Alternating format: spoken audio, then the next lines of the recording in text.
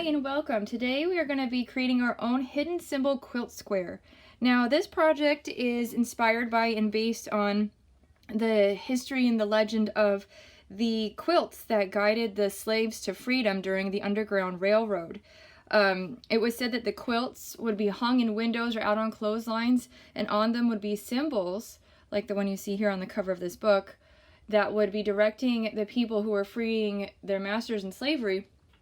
It would show them what directions to go and what things to avoid and what they needed to prepare. So what we're going to be doing is you're going to be starting by brainstorming some words, things that are of importance to you, because we want this to be something personal. You want it to be something that comes from you, not just a bunch of shapes that look kind of cool or just to get the assignment done. Especially with the times and things that we're going through right now, write down a bunch of words of how you're feeling and things that you have towards what's going on in your life. So for me, I like to look on the positive side of things. So I want to be a light, and I really want to focus on my family and on being healthy and being positive in a time when everything around us seems to be really dark. So I thought of, for light, like maybe a candle. Maybe I could design a quilt square that looks like a candle. So that was one idea in my sketchbook here. And then family. What could family look like simplified? There's 4 of us in our family, so I could have these 4 pillars that represent each one of us. And they could each be a different color, and could do it that way.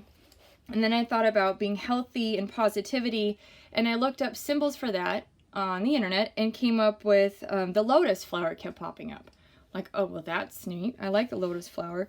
So then I started sketching out an idea of what a lotus flower would look like in geometric shapes. And then I actually looked up a lotus flower quilt square, and they do exist.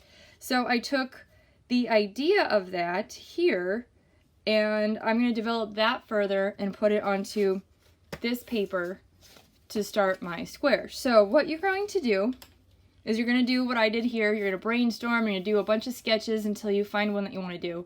And I have this one. And what I'm going to do is I'm going to sketch it out, get it laid out on my piece of paper, and then that way I will have all of the shapes geometrically where I need them, and I will from there transfer the shapes onto other paper that I will then color and cut out and glue, much like a quilt square. So follow along, and hopefully you will make something amazing, because I know you will.